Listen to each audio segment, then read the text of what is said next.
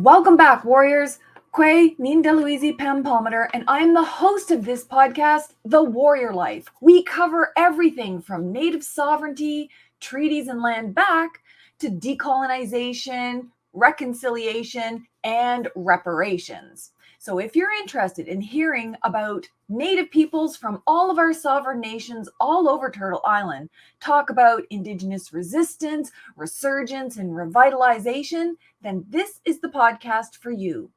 On today's podcast, I have a very special guest. She is literally one of my favorite artists, and I just finished telling her I want to have her artwork all over my house, and I literally can't wait to talk to her. So this is a podcast that you don't want to miss. Stay tuned.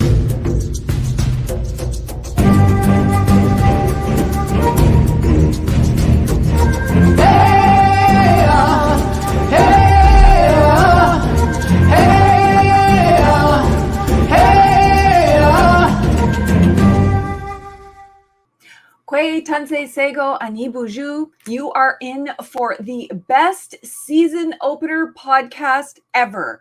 It's literally my first podcast of the new season. Not that I really have seasons.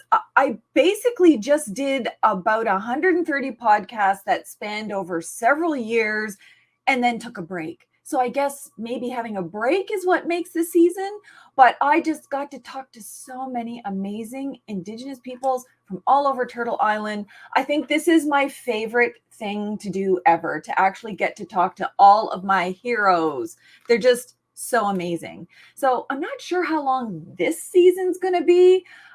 Could be several years, but I just feel fortunate to be able to talk to all of these people who are doing everything to represent and advocate for our people. But let's get right to today's podcast because I am so super excited. Today, we have the most amazing Native artist ever. Her name is Chief Ladybird, and I am so excited that she is here on the podcast. Welcome to the show, Chief Ladybird. Hi, you're like enthralling to watch. Well, thank you. That's good. It's better than being boring, I guess. Yeah. Well, I don't think that there is anyone on this planet who doesn't know you. And if they don't know you, I'm sure your art is totally recognizable. I mean, you could literally put that artwork out there and go, hey, you know what? I think that's a Chief Ladybird piece because you just have such an amazing and identifiable style.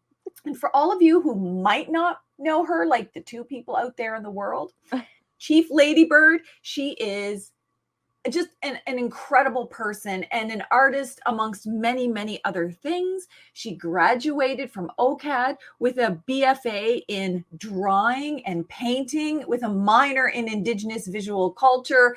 But it looks to me like she's got like a triple, double, ultra, mega major in Indigenous visual art as it is at this point. She's got a huge presence on social media, and then she uses that to portray intersectional Indigenous experiences.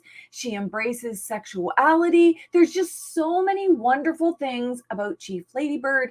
I literally love all her work, but I'm now starting to sound like a record on repeat. So welcome to the podcast. And before we jump into any of the bazillion questions that I have, proper protocol is that I'd love for you to introduce yourself and where you're from in the way that you like to or according to your custom. For sure. Thanks so much. Aninkinoea Ogimakwe Vanessa Indigenous Minjikaning Meanwhile Moosedeer Donjaba Magizi Dodum. So my name is Chief Ladybird. That's actually my spirit name that I was given in ceremony when I was a baby. My grandfather on my dad's side named me, and it's actually one of my ancestors' names. One of my cousins recently found like a record of that with her name written, and seeing it, like knowing it, but seeing it felt like super cool. So it's really important to me to use this name in my art practice for the things that I'm talking about within my work. My English name is Nancy, but I feel like I didn't even know you had an English name. It's like, Nancy, this is the first time I'm hearing it. Yeah, and that name's special to me too because it's my maternal grandmother's name. So I'm very lucky that both my names come from like powerful matriarchs in my family. But I feel like my work comes from Ogimakwe Benes. It doesn't come from Nancy, which is why I decided to use it. And I had my grandfather's blessing for that as well, which felt like spectacular when he was like, yes. Yay. So I come from Rama First Nation and Moosedeer Point First Nation. I grew up in Rama, but I was actually registered under the Indian Act at Moosedeer first when I was really, really young, and then was able to transfer to my mom's reserve, which is Rama. But I still very much consider both of them home. Um, and I also sit in the Eagle Clan, which is my father's clan, and try to take my responsibilities within that very, hold those close to my heart and do my best to live by that. Um, Currently, I live back in Rama after living in Toronto for about 9 years, where I studied at OCAD, as you said, in that lovely, amazing, super fantastic introduction you gave me. When you were talking about me, I was like, "That Pam's talking about me." Oh, that's awesome. So that's me.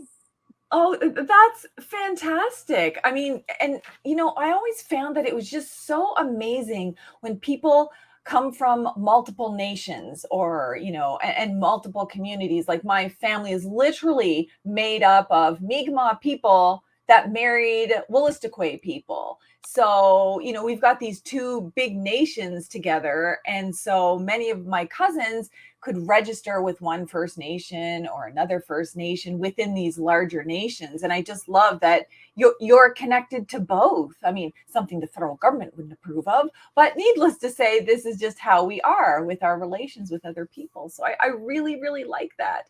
And for people who are not necessarily on every kind of social media, you can follow Chief Ladybird on Instagram at none other than Chief Ladybird. She was lucky to get her name across all of these things, and Twitter at Chief Ladybird. So that's fantastic because it's not every day that people get to have all of these social media things. So you are very smart to get this done early. But yeah, so I think it's so awesome that you use like your spirit name as part of your art, and then it has all of these really important connections. I mean, it really goes to show just how important culture is to you, isn't it? Like it seems to be the heart of everything you do. Oh yeah, absolutely. And I find it's really important for me to give the context of my name as well.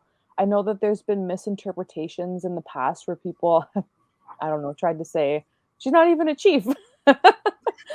But I mean, chief in terms of leadership, I suppose, is how I kind of take that from the teachings of my name. And my grandfather did say when he named me that I would have kind of like a leadership role in my life.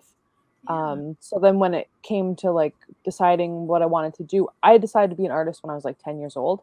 Um, Oh, so like ever since then, I was like, well, how can I be both? And so it was important to me to find my voice in that and honor that name that my grandfather gave me. okay. So, let's talk about that because that's very interesting. Some people, when they're a little kid, they want to, grow up and be a baker or a paramedic or like there's just a multitude of things. Maybe they want to be a grass dancer or what. But ultimately, as life goes on, people change the things that they want to be, their dreams get altered, life gets in the way. But you've wanted to be an artist since you were 10 years old. What attracted you to art when you were so young? I actually started drawing when I was about 2. Like ever since I could hold a pencil, my parents noticed that I really loved doing that. So they really encouraged it and gave me all the tools I needed. And I don't know what called me to it. I just always did it. There wasn't a moment where I haven't done it. And then, but the moment that I remember being 10 years old, I was standing on a dock at King Bay Marina at Moosedeer Point, which is my grandparents' marina. For any cottagers listening who go there, yeah, I love King Bay. Shout out. But I remember standing there with my dad, and there's 2 folks who are cottagers and family friends who are very big supporters of OCAD. It's the DePontier family. So my dad introduced me because he's known them kind of like his whole life, I guess, and said, "My daughter likes art. Like, can you tell her about the school that you support?" So that's when I learned about OCAD, and that at that moment I was like, I can like do this thing that I love for the rest of my life, like that can be my job. Because there's always that conception that you have to be like at a 9 to 5 job or in an office, or you know what I mean? And like, I mean, there was a moment as a kid where I thought tornado chaser would be super fun. Oh my So there gosh, was that's like those awesome. little dreams on the side. And when I went through like an emo phase, I was like, I'm gonna be a mortician. Oh, But that's so emo. Oh my god, that's awesome. but like the bottom line through my whole life, yeah, it was art was the thing that I was called to. And so when they explained that to me on the dock, like clear as day memory that I'll always have. That right then and there, I was like, all right, I'm going to OCAD, I'm gonna be an artist. And I just never ever wavered. Like even when I graduated, I remember I had no money. Like I think I was on my last like few $100. Rent in Toronto is extreme. Like I was not even really that worried though for some reason. Like I just felt confident, I guess, and guided. And I just knew that I wasn't gonna stifle myself and be in jobs that didn't feed my soul. So I went for it. And my mom was worried. She's like, you doing this? She's like, okay, are you sure you don't need to get a job like while you get that off the ground? And I understand because, you know, parents Yeah. worry and want the best for their kids. But I was like, no, I'm just gonna go for it. And funny enough, the first job I got after graduating from OCAD was to design something for the Vimy Ridge Foundation. So the Vimy Ridge Memorial site in France or something, they needed a concept. I don't believe in war. It was a very hard project for me, but you know, when you start out, you need the money. You're going to take whatever projects you can. I remember at that moment, I was like, well, I hate this. If anyone from Vimy Ridge is listening, I'm sorry. Yeah. Grateful, of course, and that was a good experience, but Yeah. yeah, that was a difficult one. Oh my gosh, I just can't believe though, you could have been a mortician. That's the best background dream I have ever heard. I could have been a mortician. That's just phenomenal. But to have art to it always be a part of your life and to be supported, I think that's really cool too, because you often hear stories of, artists not being supported, sometimes with great intentions. Like you said, your parents are like, oh, well, you want to be able to support yourself because artists struggle. And I don't need to tell you that, but the fact that you did it, you always knew from a kid, you went to OCAD, you did it. That's phenomenal. And so tell me about OCAD. What's that like? I mean, you got a BFA. So how did that mesh with art as you understood it, growing up? I had a bit of a hard time at OCAD sometimes. I mean, I did and I didn't. It's kind of a tricky thing because on one hand, I was so happy I was just like making art to get through school. I also ended up connecting with a lot of really cool people that I'm still connected with who like, I don't know, they influence you like throughout your whole career basically. And the learning process I think was more enriched by being around other artists, which prior to that, like you're not really like you don't tend to be around other creative people. So I feel like it was like beneficial and necessary, but I feel like it was hard because the art forms that I wanted to do weren't taken very seriously.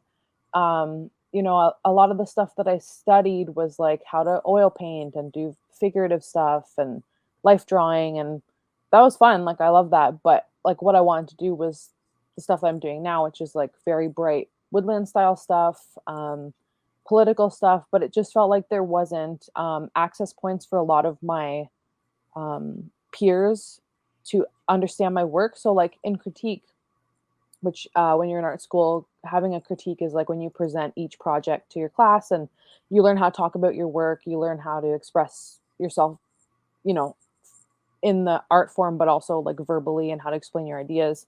And then your peers learn how to assess art, I guess, and understand the visual language and give feedback. I almost never got feedback because people were afraid that they would say something wrong or they didn't understand what I was talking about.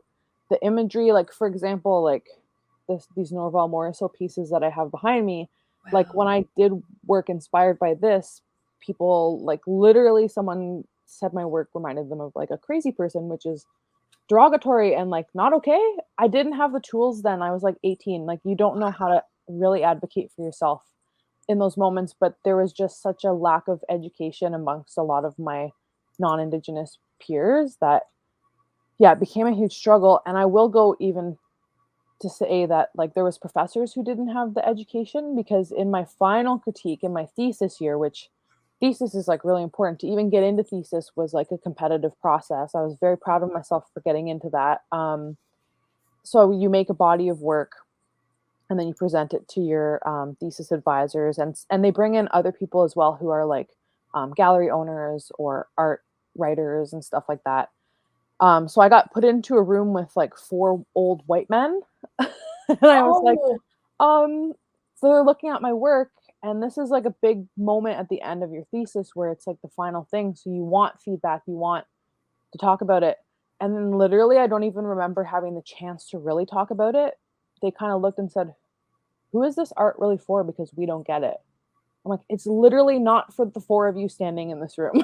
yeah, yeah. Literally, Like, it's not this for you. makes it very hard. So then I explained it to them, and like the one critique I got was like, well, the colors you use aren't very native.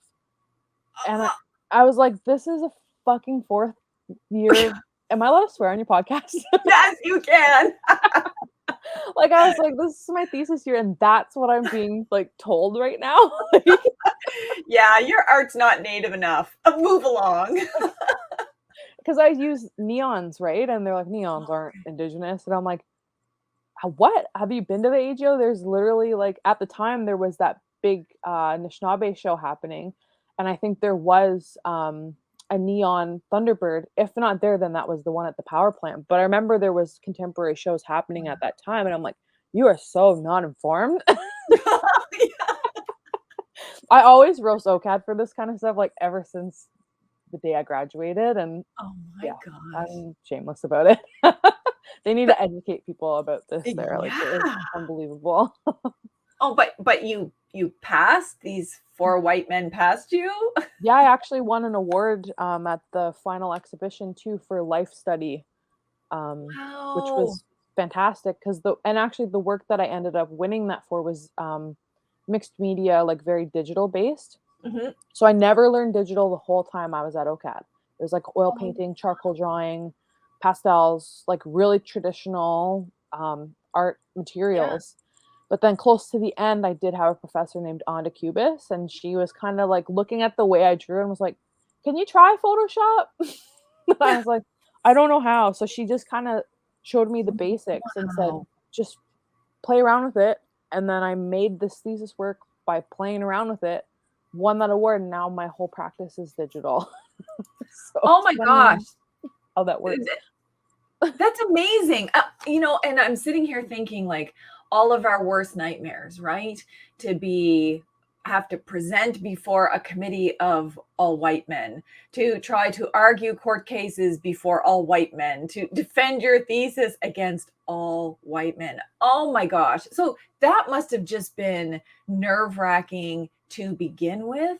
But then their lack of education, their lack of perspective, their lack of knowledge on culture, like good on you. I just can't believe that you had to go through that.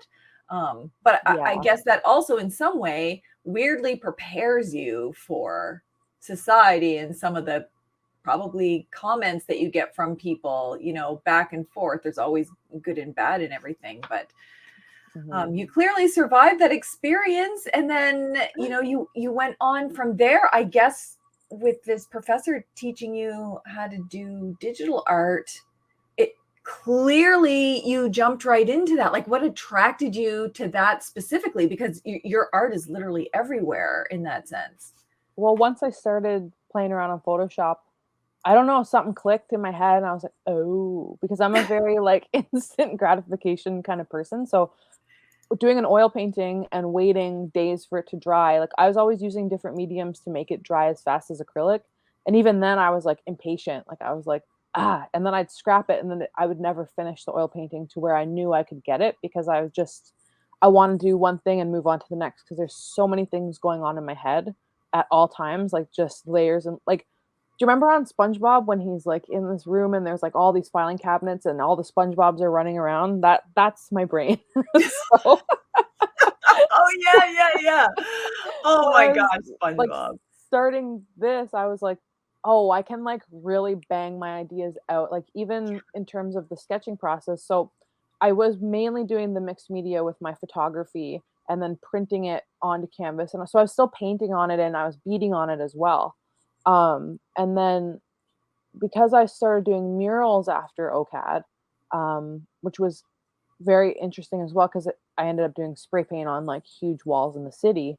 Wow. I did so many within like a short period of time. I think we did like 22 murals in a year, like which was What? intense. So like sketching it on paper, I was like, we don't have time for this. Like we need to figure out a faster way. So then I got an iPad and started sketching on there. And Wow. then that process, I was like, oh, I can do things even fast. So then I taught myself actually how to illustrate. I never took a formal course for it at all. So it was just kind of like I got a base level of training and then took off and did all this other weird stuff. Oh, that's literally phenomenal that you would do that. Like, I think about artists who tell their story about how they came up with a concept for a mural, how they really think about it and choose all their colors and what messages they were going to do. And it took it a whole year for them to roll out like one mural. And you're like 22. That's more than one a month. That's like two a month, essentially. Like, you must have been on nonstop artistic mode. That's 2 a month if you include the winter months, which we didn't. That this was between April and October.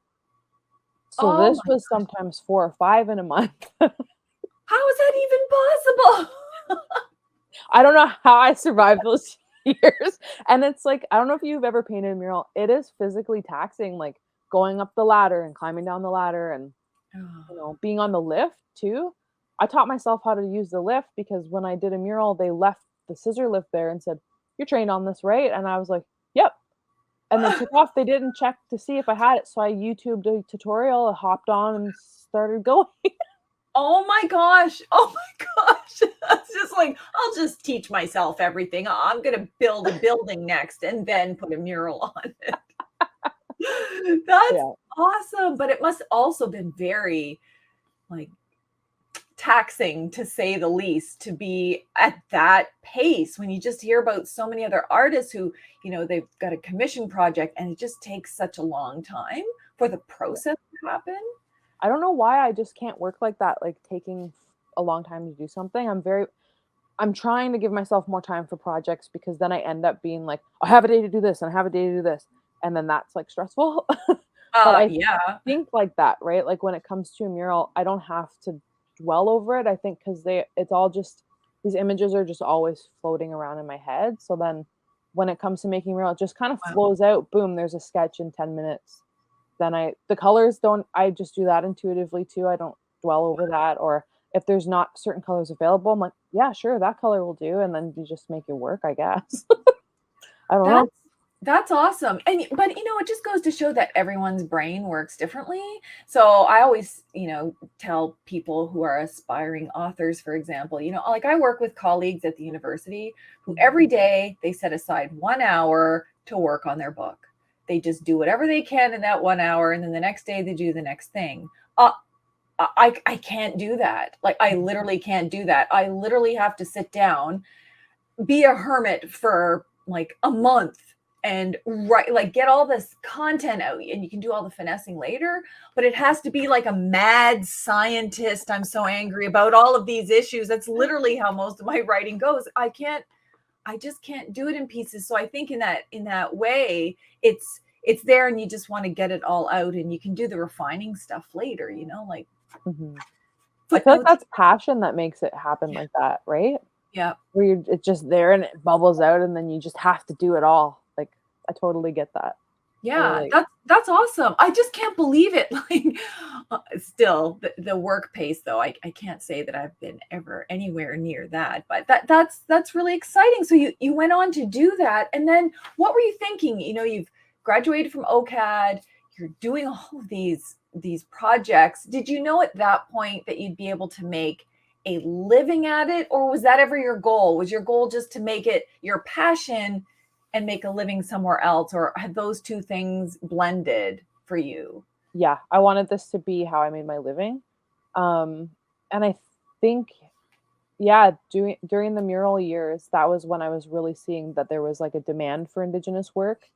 And then that was kind of when my social media started growing as well. I've always been on social media ever since like it became a thing. The first year Facebook was out, I was on there. The first year Twitter was out, I was on there. So like I've been online like since I was literally 10 years old, like MSN every night with my friends.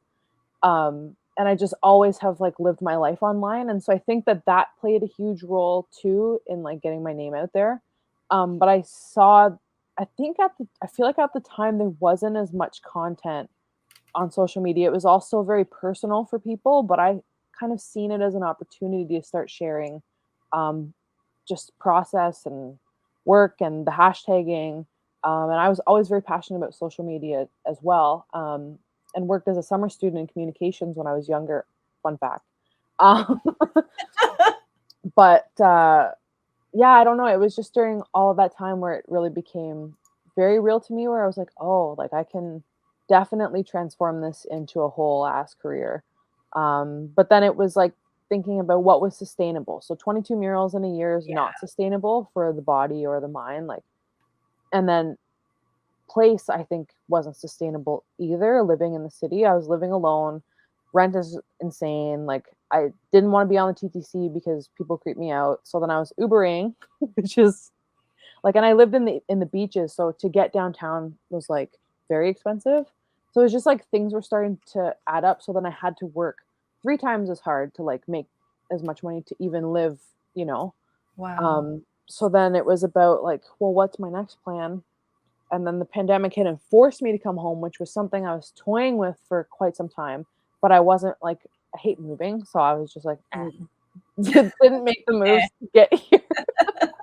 Pandemic forced me, and it was like the best thing that ever happened because now I can really like have the time and space to focus on the things that I'm passionate about instead of being on that city urban hustle, like the grind life. Like that's Oh, kind of what I was living for a while, and now I'm living like a more peaceful, slower life and still being able to do what I love. So I yeah. don't know. I feel like And that the was great thing fun. about it is we get to watch it all unfold on social media, what you're doing from day to day. So anybody who is interested in a real life drama series with lots of great things happening, just follow her on social media. You can see what she's working on, what she's doing, who she's hanging with. I mean, that's awesome. I want to see more pictures of your puppy though. I think that's, as a puppy person, I got to see these pictures. I will post more Ludo content. Yeah. Well, okay, so throughout all of this, obviously you're inspired by your family, you're inspired by your culture, probably just everyday life. Were there any particular inspirations for you, like any specific artists? I know you mentioned Norvell Morso, but was that person one of your inspirations? Were there other people? Yeah, I think Norval more so inspires everyone. Yeah.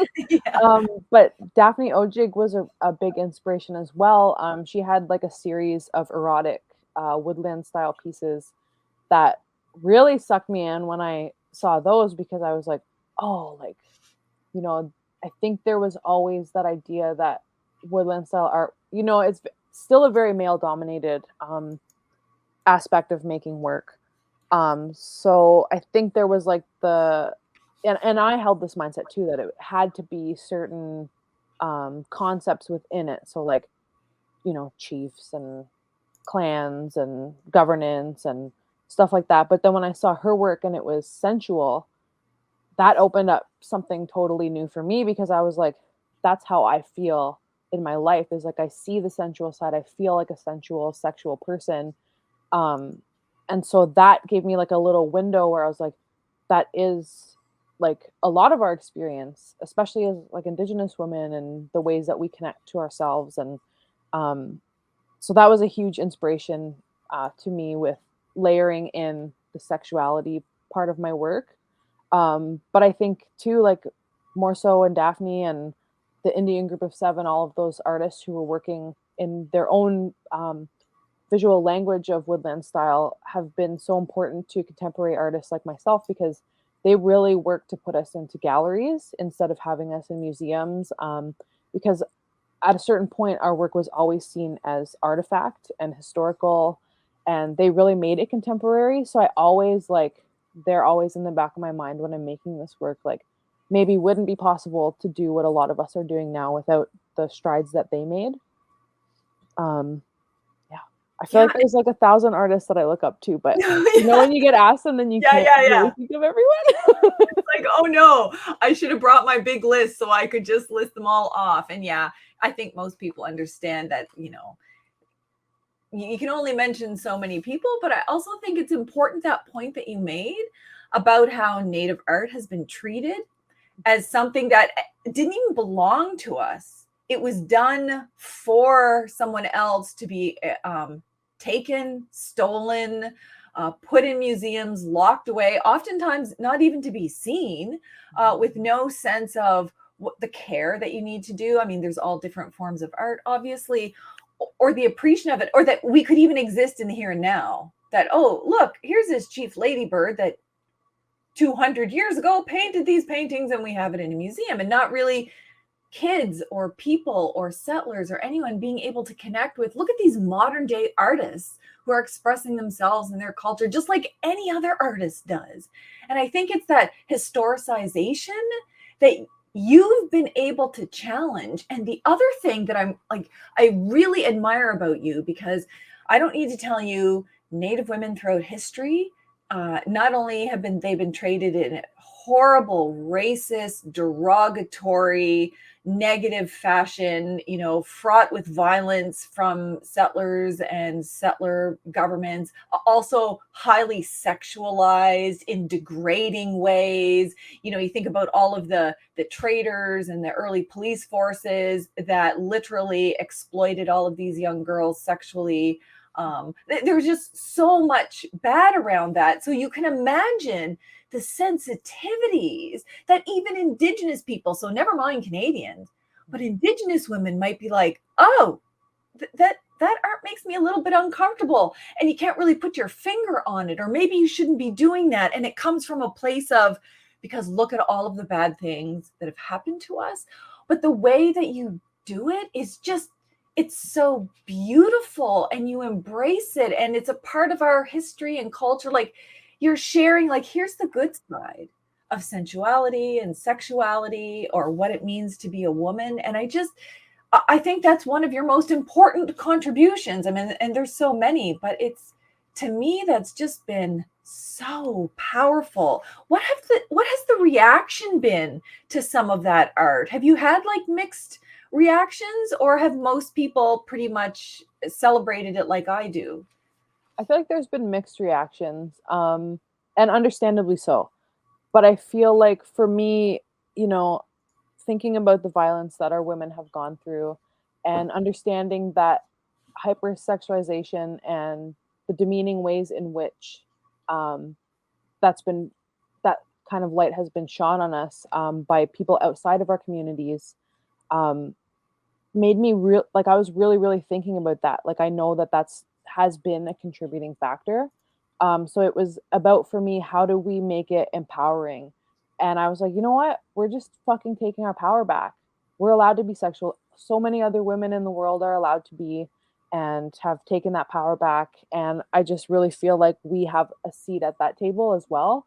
Um, and like, when I was like really thinking about it, I'm like, it's kind of victim blamey to say that we can't be sexual, because then we'll, become further targets for violence and abuse. Like, that never sat right with me. And especially in this era of like, where there's a new narrative of like, we're not going to blame victims, we're going to blame the perpetrators of violence. So Yeah. when I'm putting these images out there, it's like, we're not to be blamed for being sexual, beautiful, sensual, connected people. And like, for me, it was about reconnection in terms of like, there is disconnection from the land and from our bodies. And this happened through residential school, and it's intergenerational trauma. And all of these things have disconnected that. And so we're all finding ways to like come back into our bodies and reconnect these things so that we can be better for our children and their children.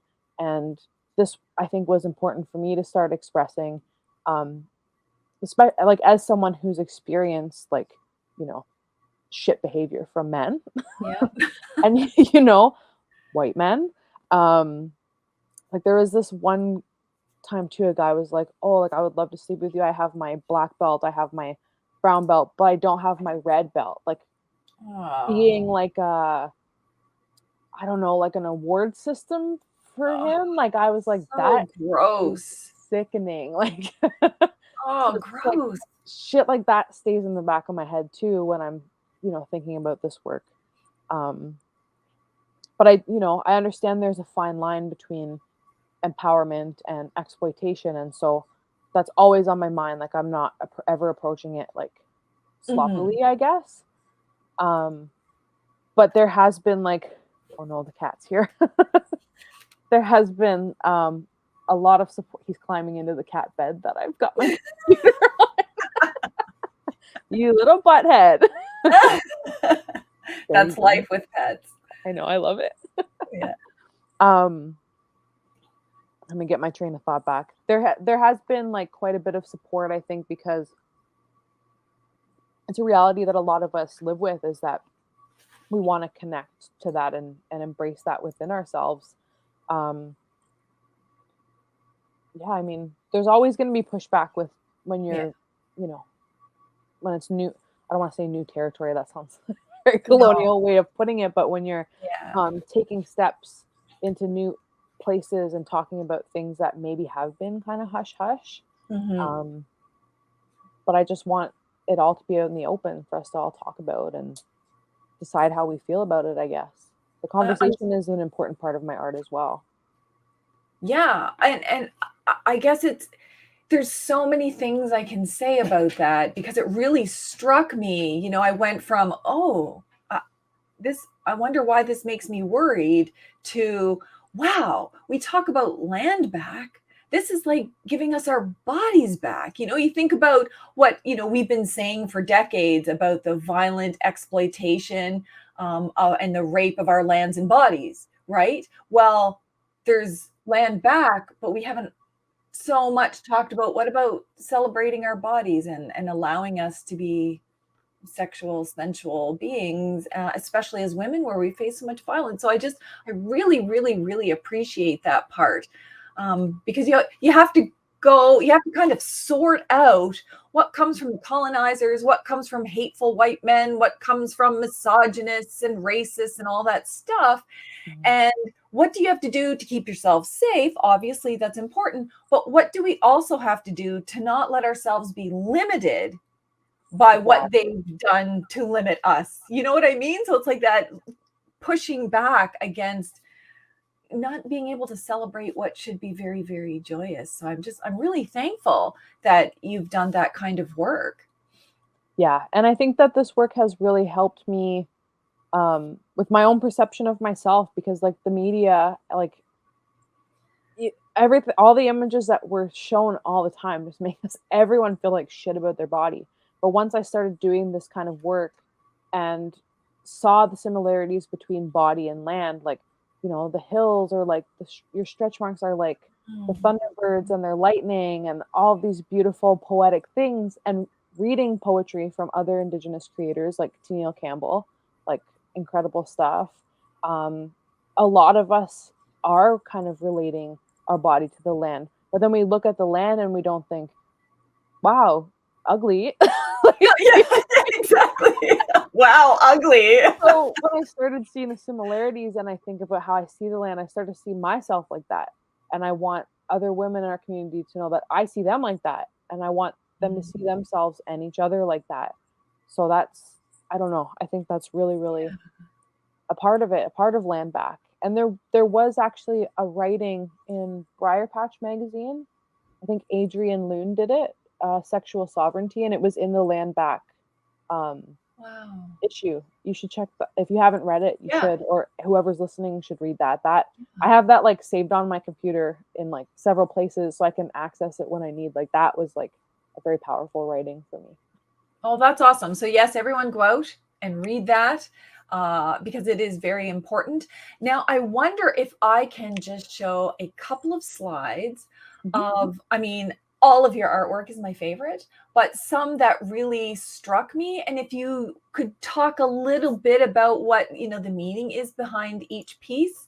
So, for example, this one, when I look at it, the moose is so central to Mi'kmaq culture. And, I'm from the Mi'kmaq Nation, and there's the moose, just the center here, and you've got your flowers, which are very characteristic of lots of your art. The celebration of color and flowers. Can you just tell me what this picture is all about? Because I just love it. Mhm.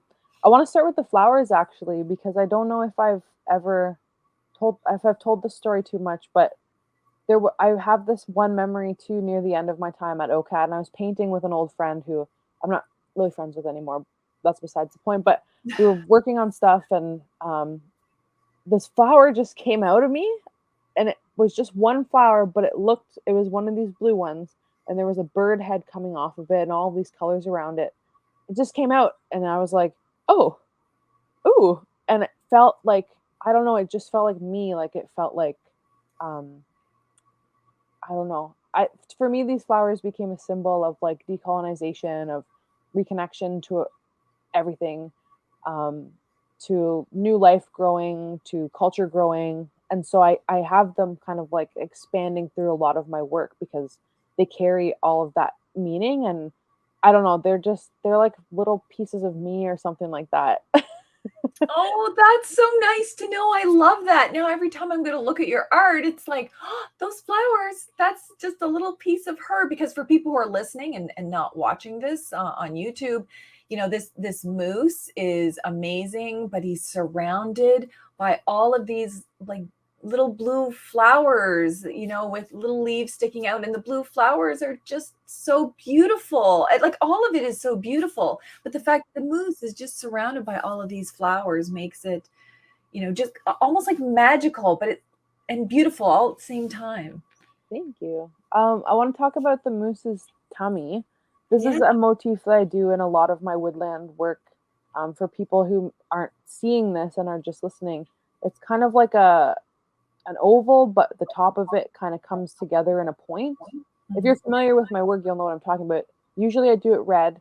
It's like this shape it's outlined in white with a white line coming down and four white lines coming off of that central white line. Mhm. Um, this is a tobacco leaf that kind of doubles as the animal's stomach, and I do it on people, animals, um, all sorts of different things in my work. But I love the symbol of tobacco because it's reciprocity. It's like offering something in exchange for something. Will offer it to your medicine people, to your elders, to storytellers. You'll offer it to the land when you're traveling or when you're giving your prayer or when you're putting out the spirit plate. And I just love this as a symbol for like how we operate within community. And so I like to include that in all of my woodland style creations. Wow. Because I know that that's such a central part to Anishinaabe teachings and teachings within other Indigenous communities as well. And this kind of work that I do is all about the connectivity of everything, the way that everything's interlocked together, the way that this can't survive without this, or like Mm. each thing relies on something else within our ecosystems, within the climate. And so, like this one thing that's like this red shape the more you talk about it, the more the ideas can kind of grow. So it can, start as reciprocity, and the end result of those conversations is like we need to do something about climate change to ensure that we have the world here for our next generations. And that's one of our teachings as well, right? Is ensuring that we're not taking too much, that we're making it Mhm. better and better for each generation. And so that's sort of something that I love including. Um, and the moose, I feel like, is important to me as well. I'm not sure about your teachings with the moose, but for me, it's like I was told this story once of where my parents' house is here in Rama is on a very interesting piece of land where the two different ecosystems meet. So, like in the southern part of that is where there's a lot of deer, and in the northern part of that is where there's a lot of moose. It's like literally before Southern Ontario becomes Muskoka, you know how you see the trees changing? Yep. There's like a line where that happens, and the house is sitting like right on that line. So one of our storytellers here was telling me this before, and I don't know, I just really love it as a symbol. And one of my communities is called Moosedeer as well. So Of there's course. like that connection, but I also love them as a symbol for food sovereignty, which I also use fish a lot for food sovereignty and subsistence hunting and feeding our communities and not taking too much, not factory farming, not fast food and not fast fashion, because you can use every part of a moose and you've got Mhm. hide and you've got meat and you've got the antlers for jewelry or tools. And I just really love it as a symbol for that. So I think that's kind of what this piece is about. See, that's literally why I had you on this podcast, aside from being like a super ultra mega huge fan of yours, is because there's so much more in art than when you first look at it, So the first thing I notice is, oh, look at this amazing moose, and he's surrounded by flowers, and how beautiful that is. And then, like, the way you learn what it means, all of the different messages and implications. That's what I love about it. And there's this other one. It's this one. It appears to be a thunderbird in a dark sky. And it's got its wings stretched out, and it just, to me, has always been such a phenomenal piece. And it was the first piece that I ever saw of yours, like, online. And I was like, wow, who made this? And it's always remained one of my favorites ever since. So let's hear about this amazing piece. And I think you said before the show that it was a little bit older. Yeah, this was one of my first pieces. You know how I was talking about my learning digital? This was kind of around 2015 when I was really starting to learn. So this illustrative part of it, I did on paper because I didn't have the tools to do digital work yet. Okay. So this is an ink drawing with ink and marker that I took a picture of, I think, with one of my iPhones, like not even with a camera like what we have on our iPhones today. And both of these pictures were taken on my iPhone.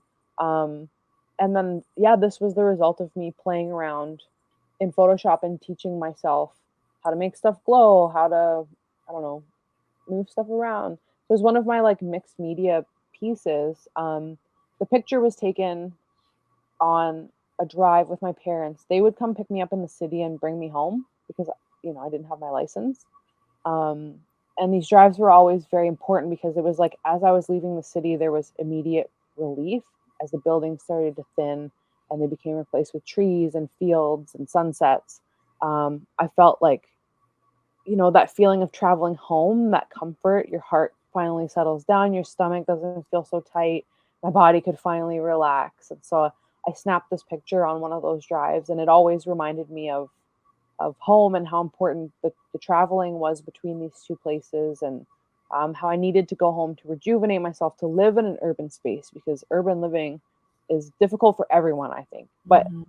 especially when you're feeling disconnected from your family and your homelands, and the pain that you carry from that, because that's a pain that a lot of the people who came before us feel when they were forcibly taken from their homes to go to residential schools. And I just really feel like that kind of feeling reverberates when we're far from home in a certain way. It kind of echoes through, even if it's not exactly the same, you know, nothing can compare to what they endured through that process. But the echoes of that kind of go through all of us. And the Thunderbird for me is a symbol of healing, because without them, we don't have that rain coming down, and that rain from these storms, which I wanted to chase at one point in my life, makes everything grow, and it's that same idea of like rejuvenation and just comfort, and everything's doing what it's supposed to do. Um, and yeah, even like the body aspect of this too, thunderbirds. I wrote some poetry before where the thunderbird was like uh, related to like moans, and like I said, the stretch marks on my stomach, and I don't know, I feel like the thunderbird's very, very potent symbol in our communities. It's just so beautiful. And the way, like, for obviously for people who are listening to the podcast, and you can Google this online, you can see like she's got so much of her artwork online. It's literally a picture, of a dark sky with a little bit of red behind it, but then you've got this thunderbird on top of it, and it's always struck me as something that's just so amazing. And another one of your pictures, which is it's a little bit different. It seems to be a little bit more on the political side. Is a picture of a woman holding her baby. There's these beautiful flowers again, but they're sitting next to a whole bunch of those large water bottles that you put in like water coolers kind of thing. So can you tell us a little bit about this? It's funny that this piece came up because I think it was on my time hop like 2 days ago that I had made it like within this time of the year, 6 years ago or something like that. So I recently posted it on my story, and have been thinking about this piece. So when it came up, I was like, oh, nice. So I created this for Vice News when they were creating. They have like an area on their website about the water crisis, Right. and I would think that they still update the map. I'm not too sure. I haven't visited the page in a while, but there's a map on there that shows you where the boil water advisories are, and et cetera, et cetera. And a bunch of information about the water crisis here in Canada, where First Nations people don't have equal access to clean water. Massive problem. Not Yeah. okay. And for me, this piece was about how important water is to our young people. There's this woman sitting here with her young child, and these flowers are growing out of her mouth, the same flowers that I spoke about in the moose piece. So, for me, her intention in this piece is that she is wishing and praying for that clean water. Those prayers are being carried forward because she wants her young one to grow up with access to that, and with more, I don't know, healthier, more options, more, you know what I mean?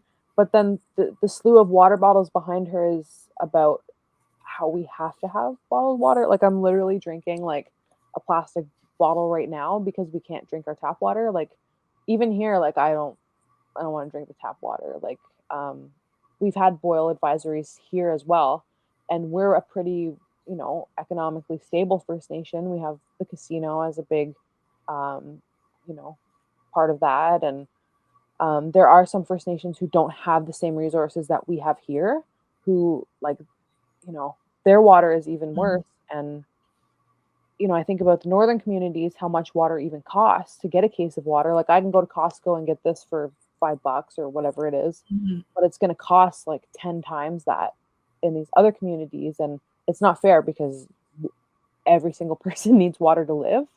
Yeah. So I wanted this to just kind of have that impact of like how the issue just keeps spiraling, because it's like the only way to get clean water is to drink it out of the plastic. But the more plastic that we use, the more the landfills are getting filled up, the more we're contributing to, pollution and climate change and just destroying this earth. So it's kind of like an Ouroboros of like shittiness. Yeah. A system created not by us, but it's one that it feels impossible to escape sometimes. So I love this because it's political, it's advocacy, it's educational, it's sad, it's also hopeful with the prayers. It shows how we're all connected. Like that, all of those things about this picture just really struck me. And of course, mama and baby, I'm very partial to babies.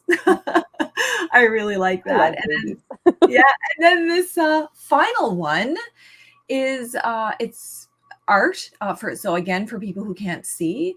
It's a picture. It looks like another Thunderbird, and it's like the cover. So the picture that would be around a beverage, and I think it's beer. And it was one of the projects that you worked on and got a lot of attention in the media. There's people on all sides of this. So could you tell us a little bit about this? Because I thought this was like a really interesting collaboration. Yeah. So the first thing I want to say is it's not a Thunderbird. And I think that's where it became controversial. Okay. Yes, I understand. Oh, yeah. I see it too when people say it. But when I was making it, like that was not even in my mind. Like it's just for me, Oh, it's a blackbird, and this isn't done in woodland style either because I don't have the tobacco motif on the stomach. I don't have the right. like X-ray on the wings. Yeah. I mean, it's reminiscent in a few ways. There's that glowing eye that's reminiscent of the eyeballs that I do, and there Mhm, is like a that orange life force that kind of looks like veins running from the mhm, mouth to the stomach and kind of starting into the wings.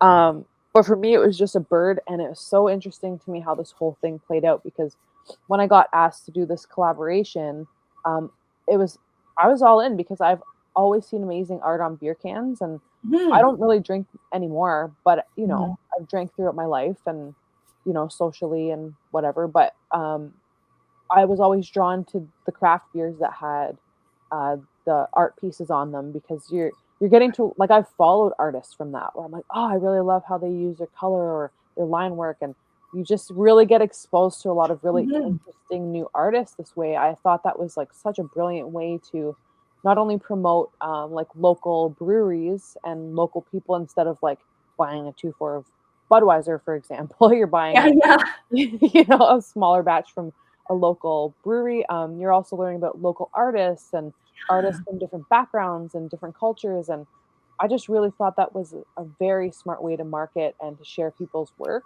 So when I got asked to do this by the Indigenous Brew Crew, I was like, yeah, I would love to. I've always wanted to. And this seemed like a good fit because I wasn't going to take any money from this. The money was being donated to charities that help with MMIW.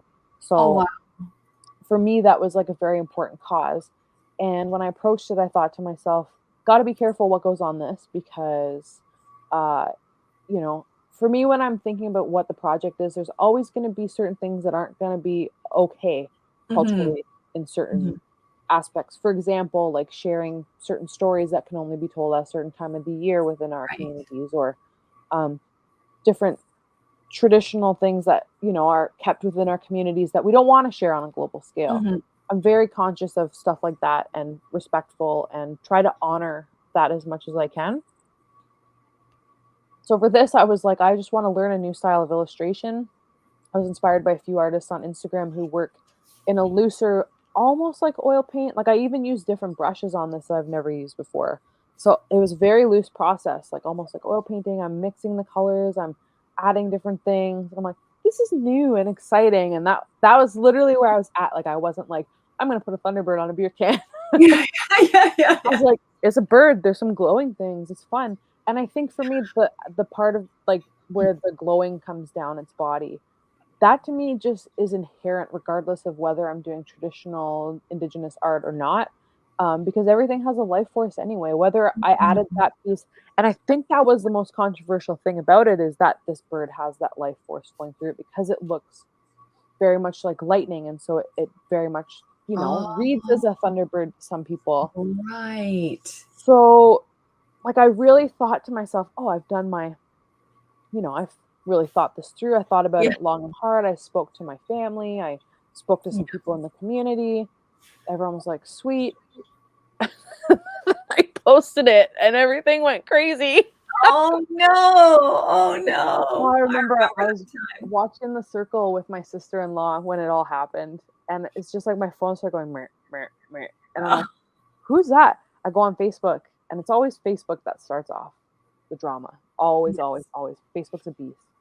Um, and it just started going and people were like appalled that I did a beer can design because I'm an indigenous woman. And I think the whole criticism was that it could be a thunderbird and that I was bastardizing our traditional stories Mhm. and spirits by putting it on a beer can. The second one was that people thought I was profiting off of something like beer and that that's not okay because a lot of people in our community struggle with alcoholism.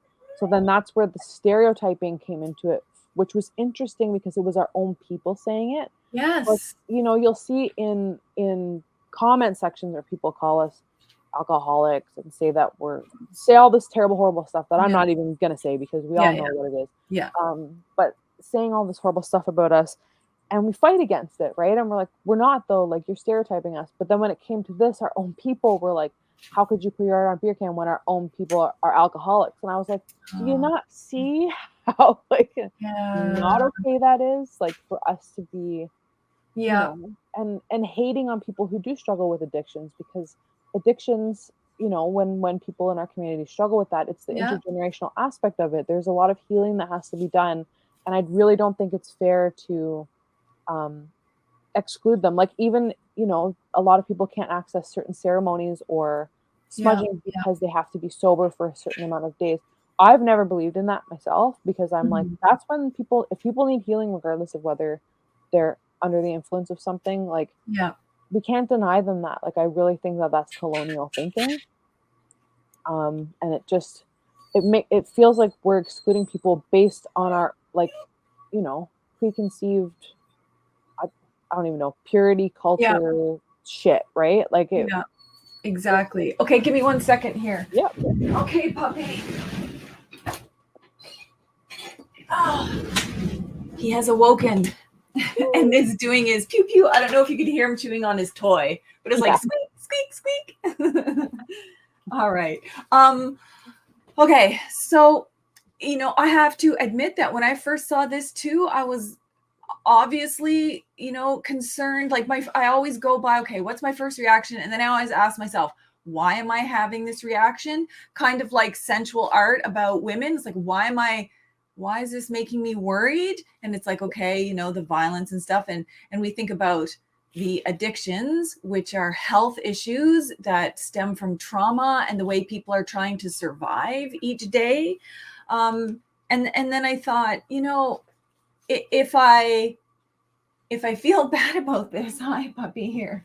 If I feel bad about this, am I then letting all of the racists that are in society say, oh, well, because, you know, those terrible stereotypes, then that means we can't do something when everybody else can, like any other artist could do it.